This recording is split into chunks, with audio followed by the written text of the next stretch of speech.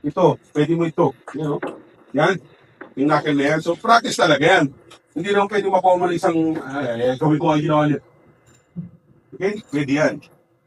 Pag-engage mo muna, okay, saka mo, pwedeng engage. Paluin yan. Hanggat, hindi niya binibitawan, pwede mong paluin yan. Madurog na yung kamay niya, hindi pa siya binibitawan. Wala kang criminal liability yan. Pero ang ginawa mo, bitawan mo. Pagkatapos tarantado ka, pinanatan mo sa ulo. Bawal yun. Handcuff. Kung ano yung hawak mo, huwag mo nang pihit-pihitin kasi tatagal lang yan, di ba? Kung yan nandito, yung entry niya, dito mo kunin. Kung yan nandito, nung binunto na kaganyan, dito mo kunin. O, diretso siya, di ba? Put mo, o. Saan ang entry? Ito, di ba? Whether yan o dito, huwag mo nang pihit-pihitin. Kabilang kamay pati, kabigay. Yan. Pag kinuha mo yan, ang dyan, ang technique dyan, ibabangga mo talaga. Okay? Director. Yan. Siksik mo dito, kanda ka ng Chris King. O, mga meron siyang granada dyan. Okay? Yan. Bakit sa ulo? Kasi kung dito ka, anong gagawin niya? Headbutt mo, kapatid. Iyan mo yung ulo mo. O yun, pwede niyang gawin yun. Kaya dapat nandyan.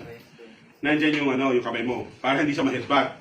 Sasabihin mo yung partner, itatayo kita, huwag kang tatakbo.